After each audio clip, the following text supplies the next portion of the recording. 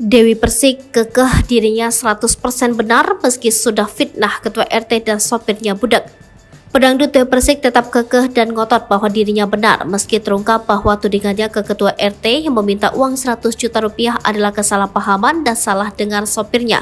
Bahkan karena ketidakterimaannya saat mediasi, Dewi Persik kembali berulah dengan mengamuk dan marah-marah sehingga mediasi berjalan buntu. Bukan itu saja, karena hal itu, rumah Dewi Persik di kawasan Lebak Bulus juga sempat digeruduk dan dikepung warga sekitar karena dianggap sudah mencemarkan nama baik kampung dan memfitnah ketua RT mereka.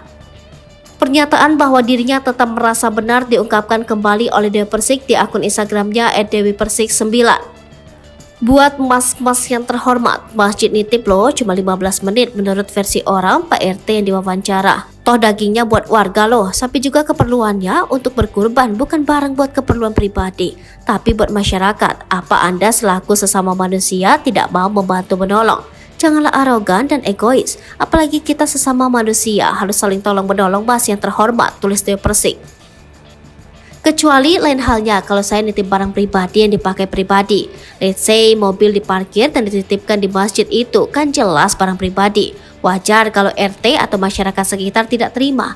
Ini kan sapi, keperluannya untuk dibagikan ke masyarakat sekitar juga. Untuk kebaikan bersama, kenapa nggak saling bantu tambahnya? Dewi juga menyinggung respon ketua RT yang dianggapnya arogan, padahal dirinya lah yang mengamuk dan marah-marah saat mediasi. Ditambah RT responnya malah memprovokasi warganya, sangat tidak patut dilakukan oleh seorang RT, sangat disayangkan sekali. Harusnya RT lah sebagai penengah, ini malah sebaliknya, malah RT yang gak terima dan merasa terhina. Cuma karena dititipkan sapi untuk kemaslahatan masyarakat, katanya.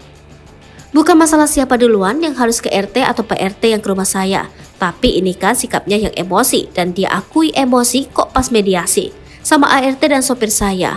Dan kejadian ini sebelum ketemu saya mengatakan, bilang sama bosmu dengan nada tinggi marah. Kan bukan sesuatu yang bijak perkataan demikian, udah kayak preman ngajak ribut. Kesel juga otomatis saya, jadi siapa yang memulai, ujarnya.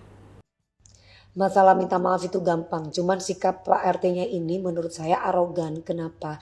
Karena kan sapi itu kan keperluan berkorban untuk masyarakat, bukan buat pribadi. Kecuali barang pribadi saya titipin di masyarakat, nah, itu baru tidak boleh. Nah ini kan keperluan untuk masyarakat, nggak ada salahnya kan kalau kita misalkan saling tolong menolong gitu loh.